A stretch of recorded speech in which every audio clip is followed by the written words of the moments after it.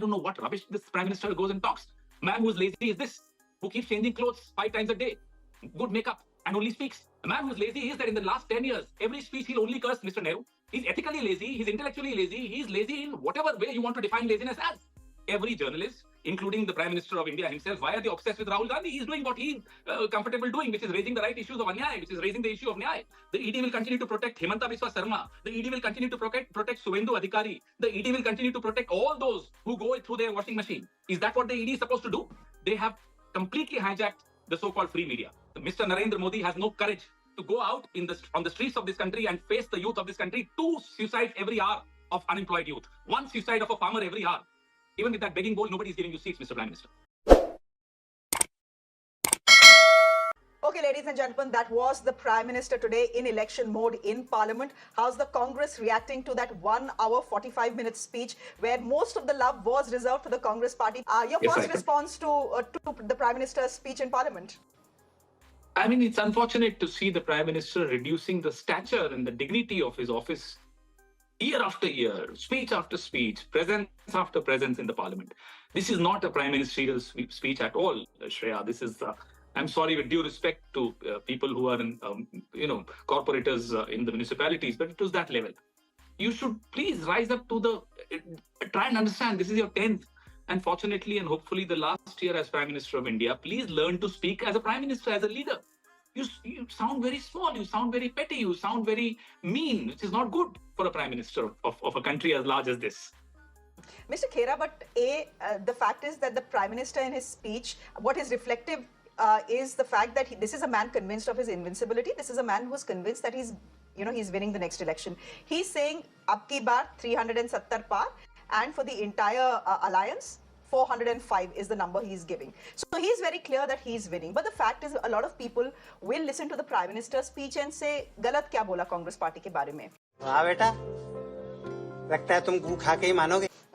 This is a party that does revolve around one family. This is a party that is lazy. This is a party that is visionless.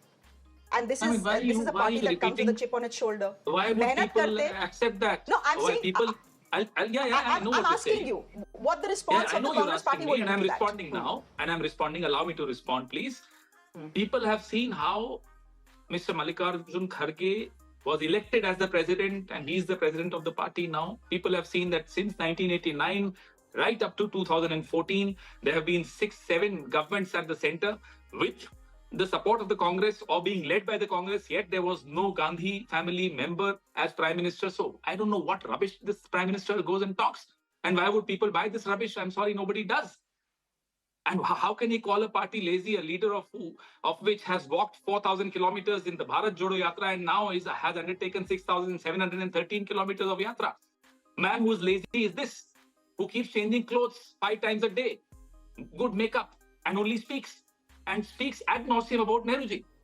Man who's lazy is this, who speaks without reading even this much of history about our own country. I mean, who's lazy here? We are working hard. Mr. Mallikarjun Kharge at his age is going about addressing block level agents meeting across the country every 3rd day. Who's lazy? The man who's lazy is that in the last 10 years, every speech he'll only curse Mr. Nehru. That's intellectual laziness. That's being intellectually a pygmy. Who's talking about a giant called Mr. Nehru? Who's lazy? He's ethically lazy. He's intellectually lazy. He's lazy in whatever way you want to define laziness as. गजब बेइज्जती है. But Mr. Khera, this was the Prime Minister speaking in the House. Question is, where's Rahul Gandhi? He's a member of the House as well. He should have been here. Rahul Gandhi, you had Adhir Ranjan Chaudhary respond to the Prime Minister. Mr. Khera, सुन लीजिए. You had Adhir Ranjan Chaudhary respond to the Prime Minister bringing up Balakot. I mean, here is 1 hour, 45 minutes of a frontal attack on the Congress party, and the best Mr. Adhir Ranjan Chaudhary can do in response is to talk about Balakot. Rahul Gandhi should have been here to respond, no? Your first question is the face of your party. Rahul Gandhi? Your first question is, where is Rahul Gandhi? Is Rahul Gandhi the leader of the opposition? He's doing his yatra. He's free to do his yatra. The Prime Minister rarely attends the House. Nobody asks him, where is the Prime Minister? Why is every journalist, including the Prime Minister of India himself, why are they obsessed with Rahul Gandhi? He's doing what he's comfortable doing, which is raising the right issues of Anyay, which is raising the issue of Nyay. Has the Prime Minister got a modicum of courage to have a debate with Rahul Gandhi on the issues that Rahul Gandhi and his Nyaya Yatra is raising? भैया मुंह निकल जाएगा हमारा ऐसा करेंगे तो. Okay, so here's my question to you. Do you think it was a bit rich of the Prime Minister to call the Congress party divisive? I mean, coming from the Prime Minister, it's a tragic joke. The man who specializes in dividing the country, who recognizes people by their clothes, who divides the country between Shamshans and Kabristans, is giving us a bhashan on how not to divide India. His ideological forefathers are PhDs in dividing India. They are talking about dividing India. I mean, he's the biggest threat to the unity of this country. His ideology is the biggest threat to the unity of this country. And he has the guts to come and give us a lecture on dividing India. But will you take it when he gives you a lecture on corruption like he did today? Saying that the ED will continue to do what they are doing. They have recovered 1 lakh crore rupees from the corrupt, and that recovery will continue. The ED will continue to protect Chhagan Bhujbal. The ED will continue to protect Hemanta Biswa Sarma. The ED will continue to protect Suvendu Adhikari. The ED will continue to protect all those who go through their washing machine. Is that what the ED is supposed to do? The Prime Minister should stop talking about corruption. We know what they've done to the CAG of India. We know how many reports now come out of the CAG. At one point, there were quite a few of them, from 75 to 15. We know how the numbers of reports have come down. We know how they've throttled the voices of CAG. We know what they've done to the Election Commission of India. We know exactly what they're doing to the institutions of India. They are talking about corruption. The Prime Minister has also said, he's saying he's disappointed in the Congress party. The Congress has failed as an opposition, he says. I'm disappointed because they have failed and they have ensured that for the next 10 years, next 15 years, they will continue to be in the opposition / in the visitors gallery. How do you respond to that? Maybe he's right. Maybe we have failed as the opposition because we are good at being in government. And maybe he's very good being in the opposition because even as Prime Minister, he talks the language of the opposition. So I think we should swap positions now. Let him be where he is very good at. What is this talking? I mean, imagine these people have to resort to taking away our leaders because they don't have the kind of capability in their leaders. And they're talking about Congress party. We have been raising issues despite the odds that have been put in our path as opposition.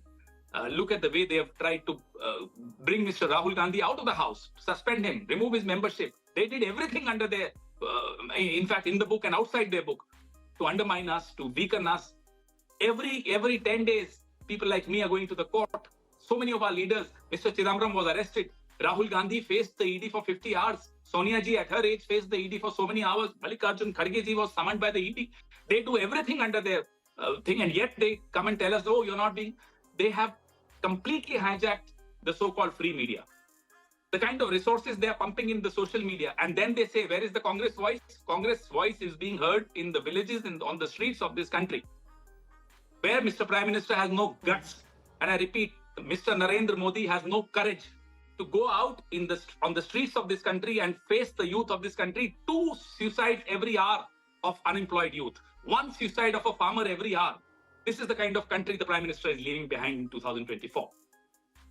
Mr. Khera, what's your take on the Prime Minister not actually targeting regional parties in the India alliance, but going solely for the Congress party? Do you have a theory on that? Because he's calling the Congress party the weakest link in the India alliance. A man who is so confident, he was so confident of 370, 400 seats, would not go soft on the regional parties. He still has hope that supposing he needs numbers, he will go begging to them. Therefore, he's being soft on them. I'm sorry. Even with that begging bowl, nobody is giving you seats, Mr. Prime Minister. अब बताइए मैं क्या करूंगा? एक बहुत simple सी tip आपके साथ share करती हूँ. अपने हाथ को इस तरह से रखिए. If you look at this from your side, आपका लेफ्ट हैंड आपको बी के जैसे दिखेगा और राइट हैंड आपको डी के जैसे दिखेगा. B and D. B for थोड़ी मदद रखिए. वे मैं तेरा मन पर